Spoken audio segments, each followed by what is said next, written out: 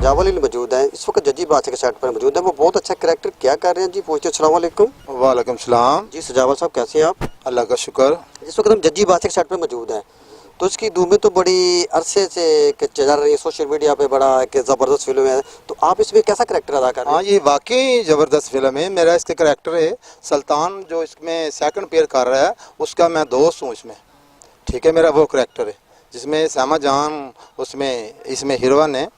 ठीक है, ये बहुत अच्छी फिल्म है। बाबर बासु इसका बहुत बड़ा डायरेक्टर है, वो बहुत अच्छी कास्ट उसने ली है। ये जो फिल्म है बहुत काबिल फिल्म होगी और बहुत अच्छी फिल्म होगी। मैं चाहूँगा कि लोग जो घर बैठ गए ना सैलमों को देख नहीं रहे, वो बाहर निकलें। ये फिल्म जल्द आने वाली है, ये जल्द चलेगी और बहुत बड़ी फिल्म होगी।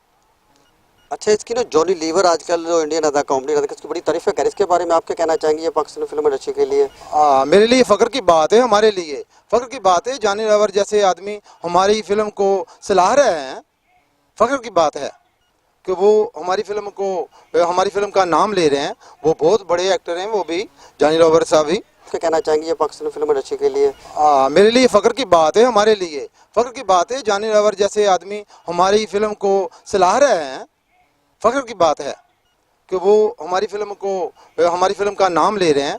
वो बहुत बड़े एक्टर हैं, वो भी जॉनी लीवर साहब भी। शुक्रिया उनका भी।